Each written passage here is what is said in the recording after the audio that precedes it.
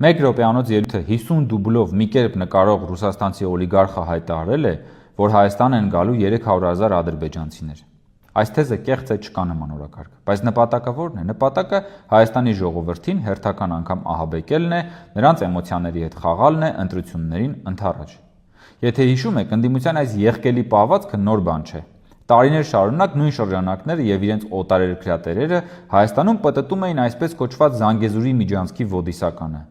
Վաղը միջանցքը տալիս են, մյուս շաբաթ միջանցքը տալիս են, աշնանը միջանցքը տալիս են, բարբաջում էին այդ ընդդիմադիրները։ Միջանցք չի եղել, չկա եւ չի լինելու։ Հետո ասում են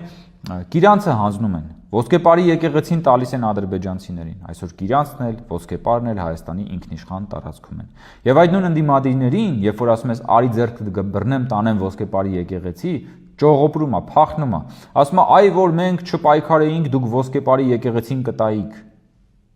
Հետո էլ գալու են ասել, այ եթե մենք չպայքարեինք, չհայտարարեինք, դուք 300,000 ադրբեջանցիներին բերելու եք, այ որ չբերեցիք, դա մեր պայքարի արդյունքն էր։ Գլխներից ձուն գա։ Հունիսի 7-ին ժողովուրդը մի շռնդալից ապտակ կտա ձեզ, եւ դուք կզգաք ժողովրդի իշխանության համը։ Հավանիր տեսանյութը եւ բաժանորդագրվիր նորությունները բաց չթողնելու համար։